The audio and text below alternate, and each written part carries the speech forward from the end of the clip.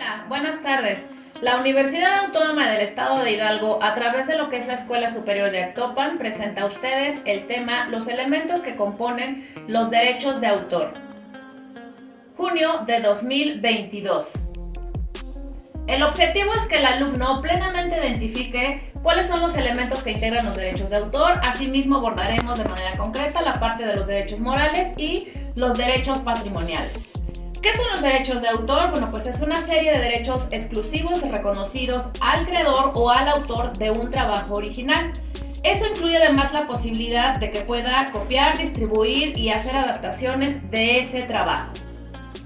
¿Cómo puedo proteger mis ideas? Pues la propia Ley Federal del Derecho de Autor, en lo que es el artículo 13, nos describe cuáles son esas obras que están protegidas. Y tenemos entonces obras literarias, musicales con o sin letras, obras dramáticas, danza, pintura, dibujo, escultura, obras de carácter plástico, caricatura, historietas, arquitectónica, cinematográfica y obras audiovisuales, programas de radio y televisión, programas de cómputo, fotografías y todas aquellas obras que incluyen incluso diseño gráfico y textil. ¿Quiénes son los sujetos que se protegen con derechos de autor? Principalmente al autor, que siempre será una persona física que ha creado como tal una obra literaria o una obra artística.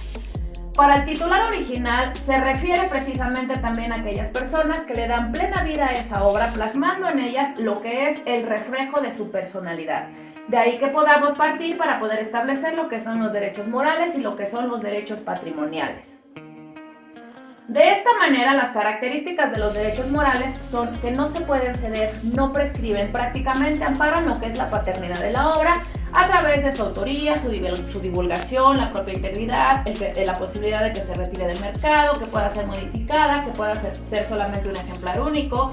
En el caso de los derechos patrimoniales, bueno, estos sí se pueden ceder, sí prescriben, me va a permitir poderlos reproducir, distribuir, comunicarlos, transformarlos e incluso formar una colección.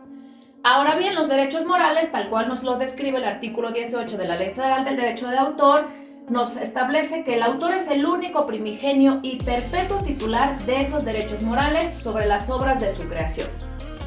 Los derechos patrimoniales vamos a encontrar que se describen en el artículo 24 y se traducen en esa retribución económica que voy a poder obtener al ser el creador de esa obra, explotándolos, ejecutando o permitiendo su uso a través de fines lucrativos.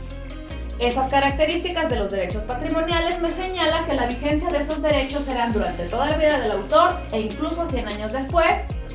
Sí, si se tratara de una obra colectiva, bueno, estos 100 años comenzarán a contarse a partir de la muerte del último autor.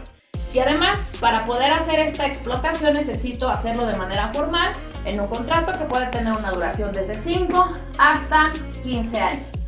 Como conclusiones del tema que hemos presentado, tenemos que entonces al creador de una obra literaria o artística que siempre se encuentre descrita dentro de esos apartados de la Ley Federal del Derecho de Autor, pues goza de esa protección, ¿sí? De esa creación, siempre va a tener a manera perpetua el reconocimiento de esos derechos morales, además de que puede beneficiarse de manera económica con sus obras al permitir su reproducción o bien su ejecución, decíamos durante toda la vida del autor e incluso 100 años después. Tenemos que la bibliografía consultada para la presentación de este tema es El Derecho Autoral Mexicano, del autor Adolfo Loreo Gil, de Editorial Porrúa, Derecho de la Propiedad Intelectual, de Óscar Javier Solorio Pérez, Editorial Oxford, por supuesto nuestra Ley Federal de Derecho de Autor, y la música es Help Me, una pieza instrumental. Queda con ustedes Acil Meneses Núñez. Gracias por su atención.